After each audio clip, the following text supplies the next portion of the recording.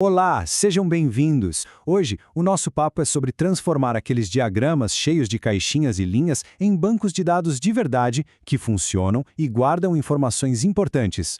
A grande questão é essa, né? Como é que uma ideia, um rascunho, um conceito, como isso vira um banco de dados de verdade, algo concreto?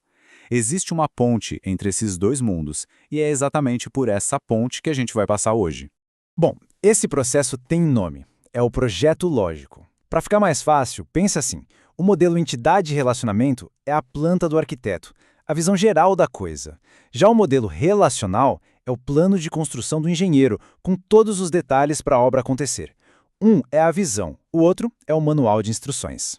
E aqui está o nosso roteiro de hoje. A gente vai quebrar esse processo em 5 partes bem diretas para não ter erro. Ok, vamos lá. Antes de sair traduzindo tudo, é super importante a gente entender por que estamos fazendo isso. Quais são os nossos objetivos, afinal? A meta aqui não é só traduzir de jeito nenhum. A gente quer construir um sistema que seja rápido e fácil de dar manutenção depois. E para isso, a estratégia é clara. Fugir de junções complicadas que deixam tudo lento e tentar ter o mínimo possível de campos vazios para economizar espaço e evitar confusão. Certo. Vamos para o nosso primeiro passo prático. Vamos começar com a base de tudo, os tijolinhos da nossa construção. E a primeira regra não podia ser mais simples. É o seguinte: cada entidade, cada uma daquelas caixinhas do nosso diagrama vai virar uma tabela no banco de dados. Ponto. É o nosso ponto de partida. Olha aí um exemplo. Esse é o antes. Temos uma entidade chamada pessoa, com suas características que a gente chama de atributos, nome, endereço e, claro, o código pessoa, que é o identificador único dela. E aqui está o depois. Aquela entidade virou uma tabela de verdade. Cada atributo se transformou em uma coluna, e o código pessoa virou a chave primária da tabela. Simples assim, um para um.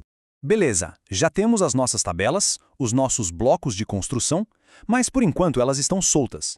Agora a gente vai ver como conectar tudo, mapeando os relacionamentos. Para fazer essa conexão, existem basicamente 3 caminhos, 3 estratégias.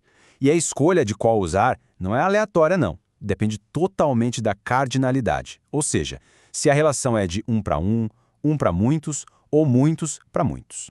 Vamos começar com o caso de muitos para muitos, ou N para N. Imagina só, o engenheiro pode atuar em vários projetos e um projeto pode ter vários engenheiros. Como a gente resolve isso? Criando uma tabela nova só para essa conexão.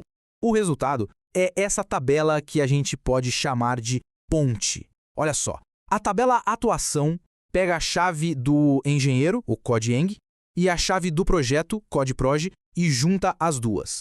E se o relacionamento tiver um atributo próprio, como função, ele vem para cá também. Agora, o caso mais comum de todos, um para muitos. Pensa num departamento que tem vários empregados.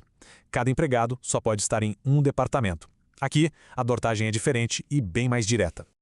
A beleza dessa solução está na simplicidade. Em vez de criar uma tabela nova, a gente só adiciona uma coluna na tabela empregado, que é ao lado muitos. Essa coluna, code débito, é o que a gente chama de chave estrangeira, e ela aponta para o departamento daquele empregado. Resolvido! Por último, o relacionamento um para um. Digamos que cada conferência tem uma e apenas uma comissão organizadora. Nesse caso, a solução mais elegante é simplificar. Para que ter 2 tabelas se a gente pode ter uma só? E o resultado é este, uma tabela única, unificada. A gente simplesmente junta todas as informações da conferência e da comissão num lugar só. Isso significa menos tabelas, menos junções na hora de consultar e, geralmente, mais velocidade. Então, para resumir, a gente pode usar essa tabela como uma colinha. Se o relacionamento é N para N, a melhor saída é criar uma tabela só para ele. Se for 1 para N, a gente adiciona a chave no lado N, e se for 1 para 1, as melhores opções são adicionar a coluna ou até fundir tudo. Agora, vamos para um tópico um pouco mais avançado, as hierarquias. Como é que a gente representa no banco de dados quando uma coisa é um tipo de outra? Por exemplo, um gerente é um funcionário. Basicamente, temos 2 grandes abordagens. A primeira é criar uma tabela para o tipo geral, tipo empregado, e depois uma tabela para cada subtipo, como motorista, engenheiro, etc. Fica super organizado, mas exige mais junções. A outra abordagem é ter uma única tabela empregado com todas as colunas possíveis. É mais rápido de consultar, mas acaba gerando um monte de campos nulos vazios. É uma escolha de projeto. Bom, agora que a gente já passou por todas as regras, chegou a hora de um pequeno teste. Vamos ver se o conhecimento ficou fresco na memória. O desafio é esse diagrama aí. Temos homens se relacionando com mulher através do casamento. Repara que a cardinalidade é 0,1 para os dois lados, ou seja, 1 para 1. Mas tem um detalhe crucial. O próprio relacionamento tem um atributo, a data. E aí, com base no que a gente conversou, qual seria o jeito certo de mapear isso para um esquema de banco de dados? Pensa um pouquinho. É 1 para 1, mas tem aquele detalhe. A resposta certa é criar uma tabela separada. Mesmo sendo 1 para 1, onde a gente poderia pensar em fundir as tabelas, o fato de o relacionamento casamento ter um atributo próprio, a data, muda tudo. Criar uma tabela casamento é a solução mais limpa e organizada para guardar essa informação. E com essa reflexão, a gente encerra. Conhecer as regras é fundamental, é a base, mas a verdadeira arte do design de banco de dados é saber exatamente quando e por que quebrar essas regras para ganhar performance no mundo real. Mas isso já é papo para outra conversa.